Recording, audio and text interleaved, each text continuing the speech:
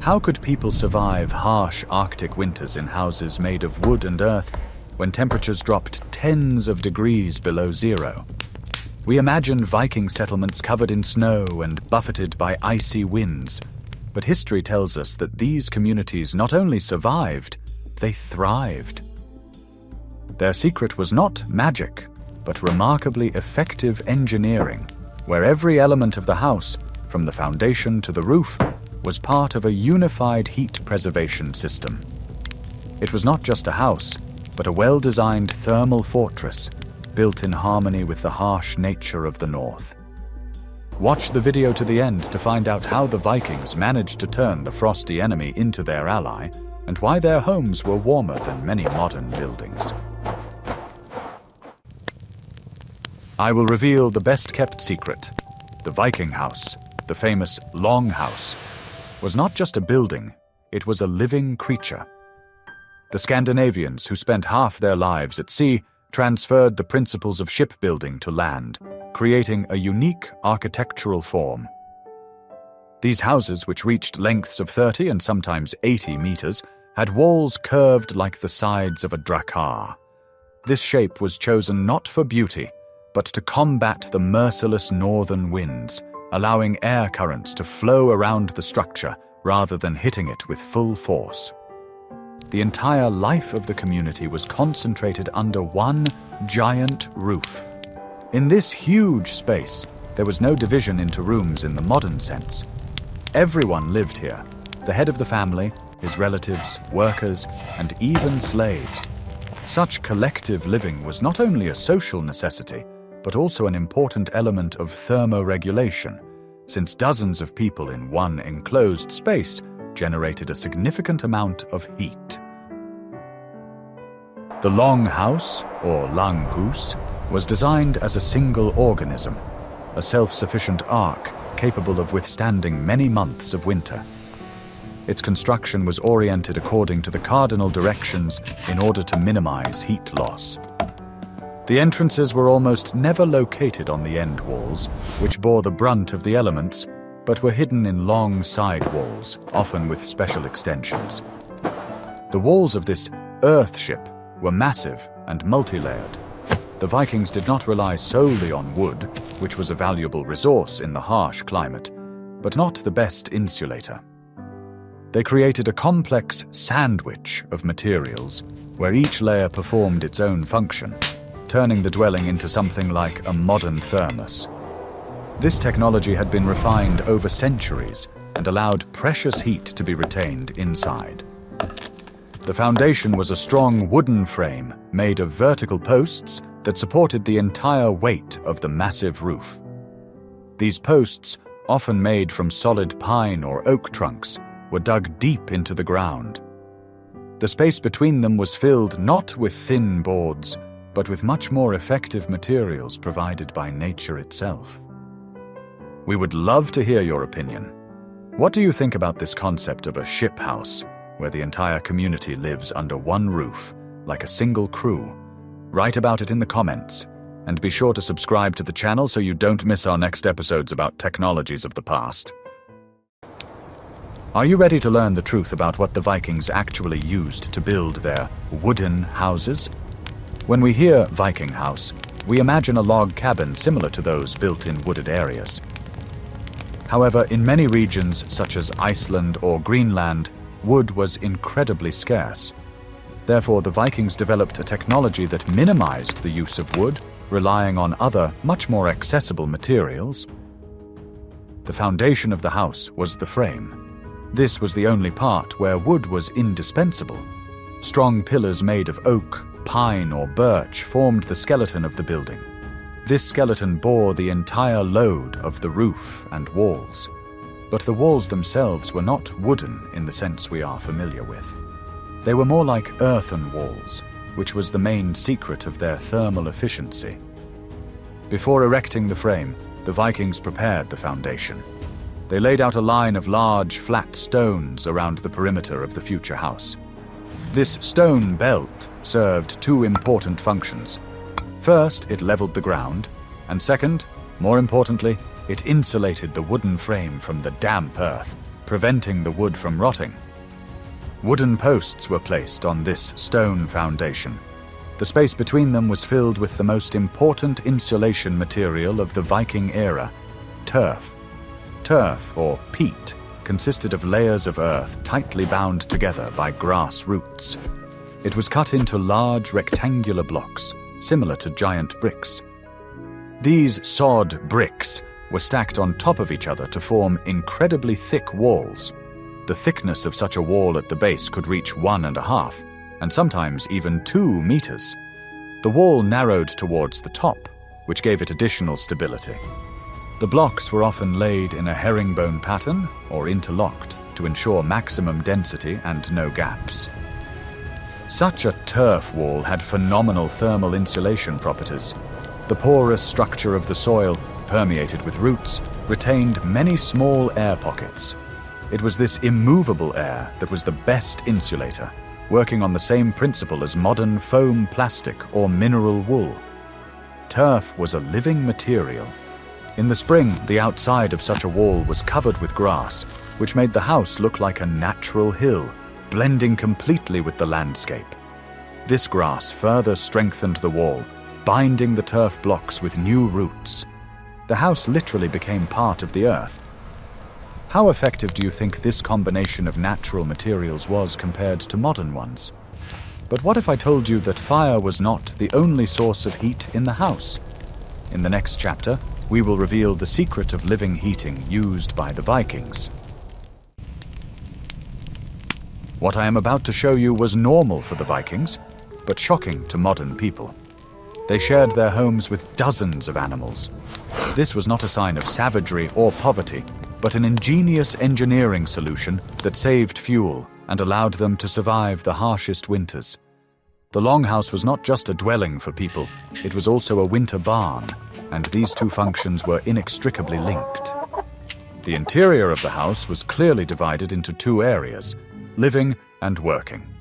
About half, and sometimes more than half, of the house was occupied by stalls for livestock. Cows, sheep, goats, and horses, the main wealth of any Scandinavian family, spent the winter here. The lack of separate buildings for livestock was not a whim, but a well-thought-out survival strategy. The living area and the barn, or fjós, were usually separated by a simple wooden partition. This partition was not airtight. It only marked the boundary, but allowed air and heat to circulate freely between the 2 parts of the house. People and animals actually breathed the same air under the same roof. The secret of this system lay in simple physics. Any large animal, such as a cow, generates a huge amount of heat during its life. A dozen cows in an enclosed space is a complete heating system, operating around the clock and completely free of charge.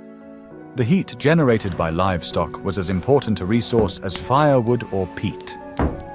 The floor level in the living area of the house was often slightly higher than in the barn. This was done not only for hygiene reasons, to prevent waste from the barn from entering the living area. Warm air from the animals, following the laws of convection, rose and naturally moved to the higher living area of the house, mixing with the heat from the hearth. The animals benefited no less from this proximity. In a harsh climate, a separate barn would freeze through, which would lead to the death of the livestock. Being under the same roof as people and receiving some of the heat from the hearth, the animals were reliably protected from the cold. It was a true symbiosis, beneficial to both sides. Of course, such a neighborhood had its drawbacks, the main one being the smell.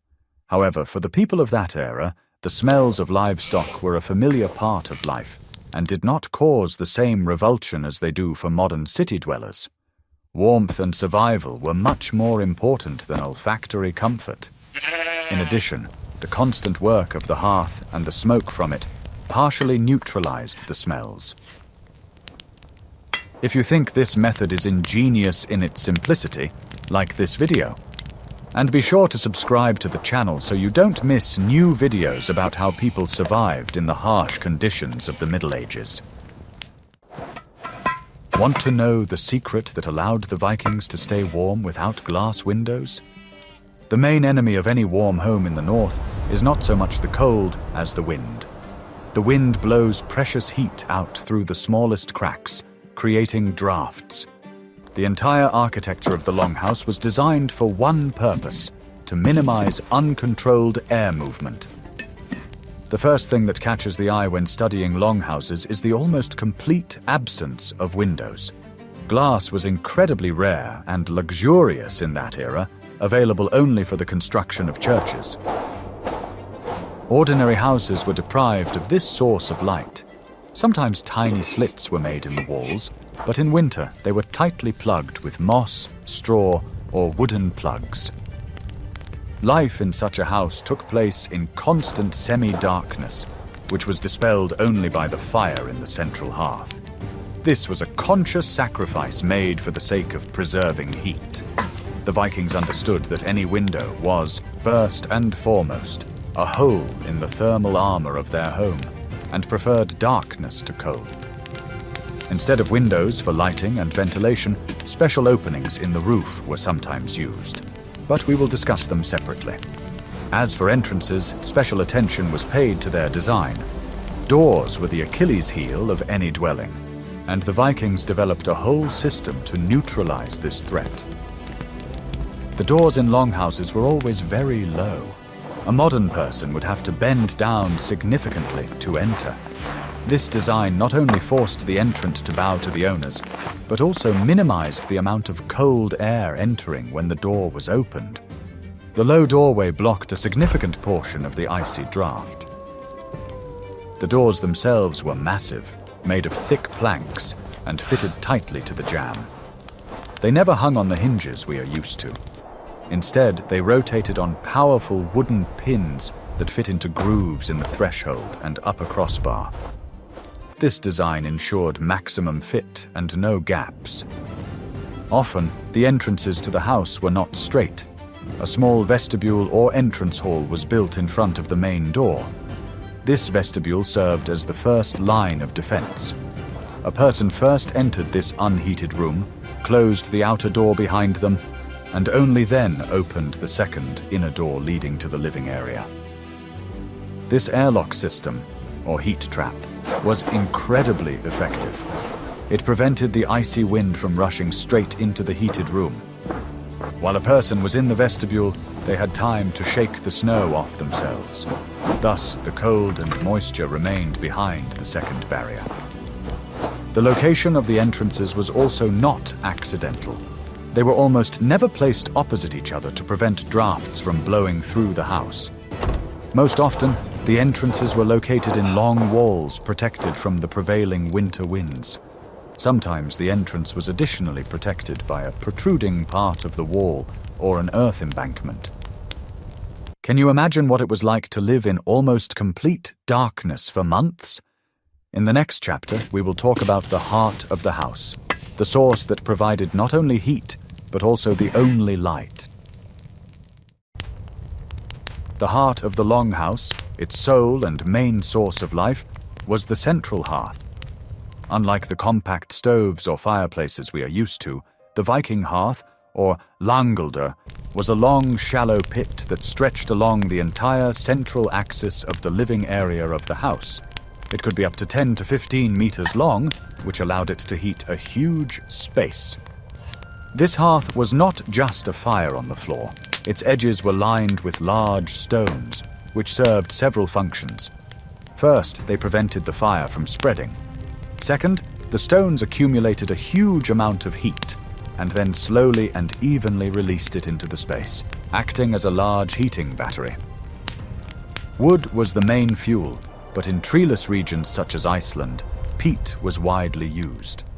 Peat burned slowly, gave off even heat, and was available in abundance.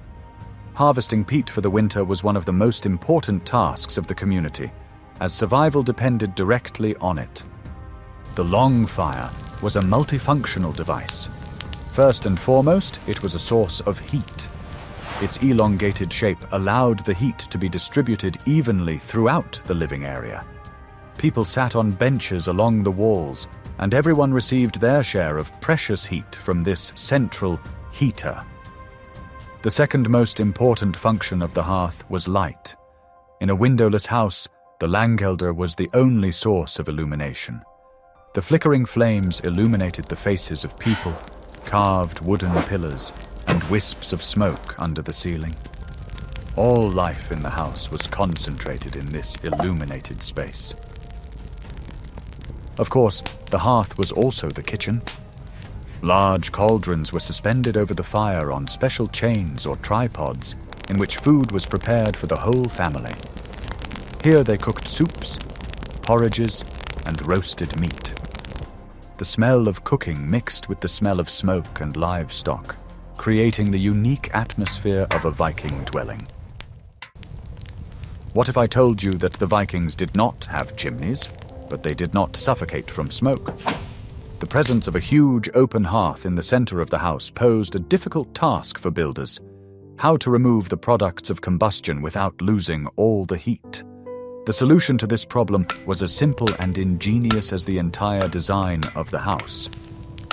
The brick pipes and chimneys we are familiar with did not exist in those days. Smoke from the long fire rose freely, accumulating under the roof itself. The entire upper space of the house, above human height, was filled with a dense, hot, and acrid layer of smoke. This had an unexpected positive effect.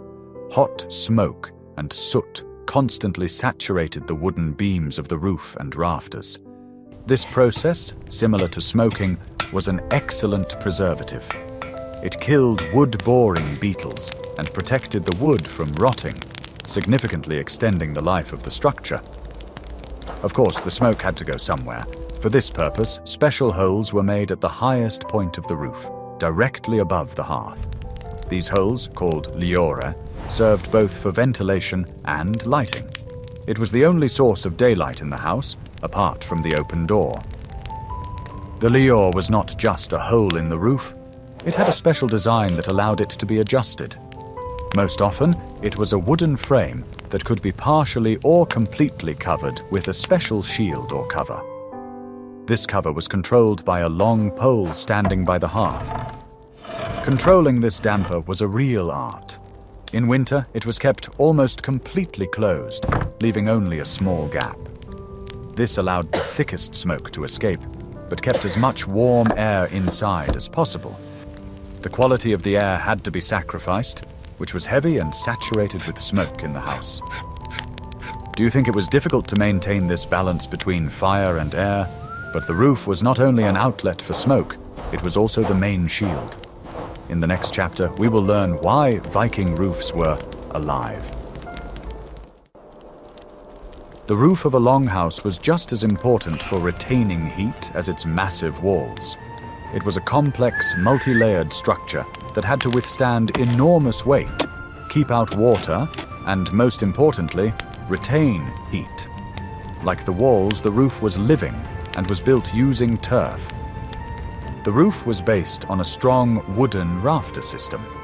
Laths made of thinner poles or boards were laid on these rafters. This wooden decking was the first layer, but on its own it could not protect against rain or cold. The real protection began on top of it. This layer is ready, but we need that turf down before the rain hits.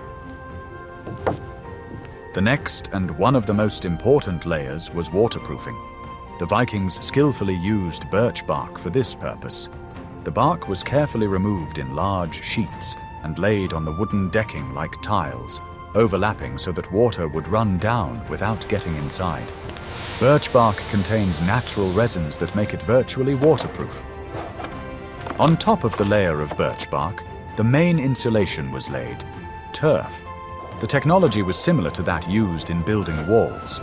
2 or even 3 layers of turf blocks were laid on the roof. This heavy earthen coat could weigh several tons, which required the wooden frame of the house to be incredibly strong. The turf on the roof served several functions at once. First, it was an excellent insulator, which, like the walls, kept the heat inside the house. A thick layer of earth prevented the heat from escaping upwards, reflecting it back into the room. In winter, it was a warm cap for the house. Second, The turf protected the fragile layer of birch bark from mechanical damage and, importantly, from direct sunlight, which could dry it out and make it brittle. The earth served as a strong shell for the waterproofing layer. Thirdly, this layer was alive. Over time, grass began to grow on the roof, turning it into a green lawn.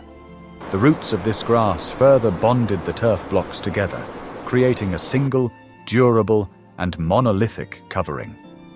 The house literally grew into the surrounding landscape. The Vikings lived in a climate where snow could lie for 6 to 8 months of the year. And while heavy snowfall is a problem for modern humans, for the Scandinavians it was another element of their complex survival system. They did not fight the snow, but used it as a free and incredibly effective insulator.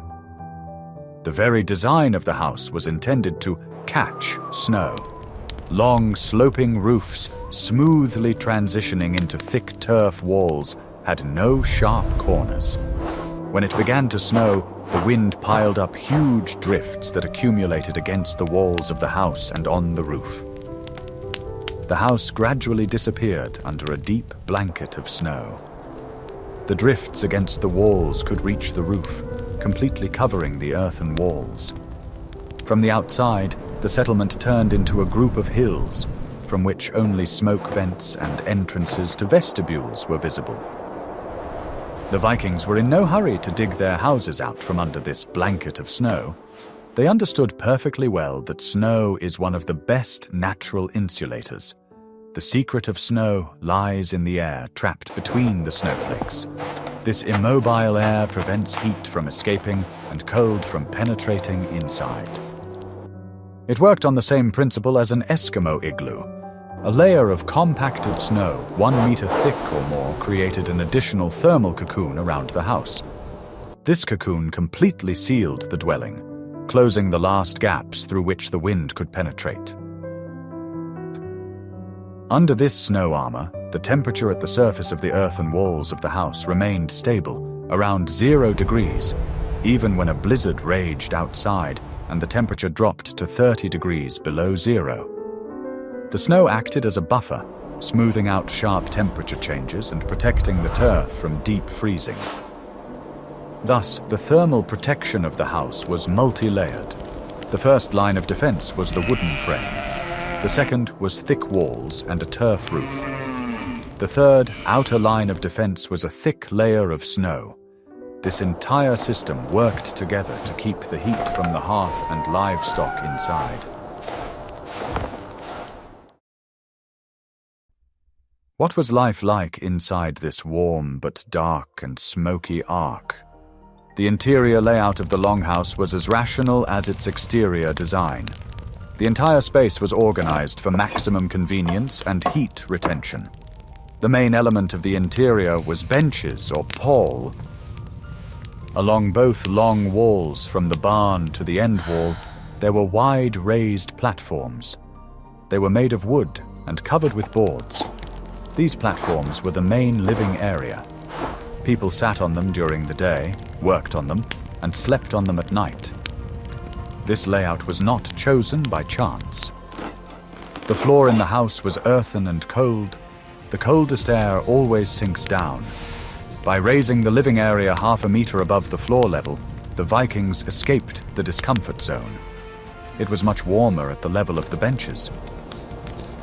The space between the benches was occupied by an earthen floor and a long hearth in the center.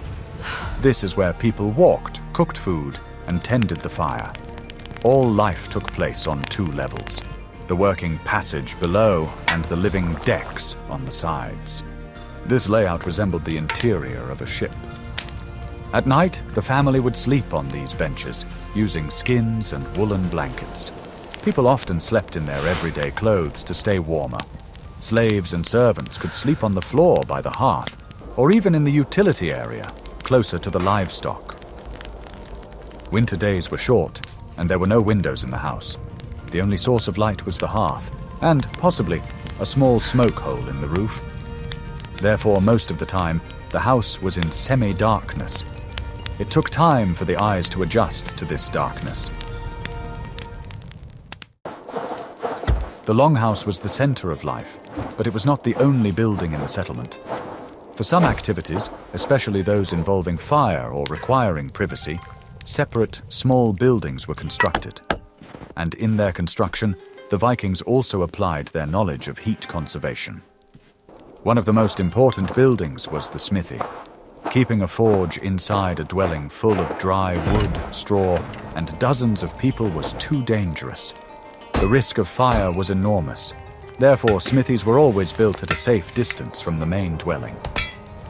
In order to be able to work in the smithy in winter, it was often built according to the Grubenhaus principle, or semi-dugout. The building was half or even completely dug into the ground. The walls were formed by the soil itself, which was covered with boards. The roof was low and often covered with turf. Such a pit retained heat very well. Firstly, it was protected from the wind. Secondly, it used geothermal heat. At a depth of 1 meter, the ground does not freeze as much as on the surface. The forge itself provided enough heat to warm this small underground room.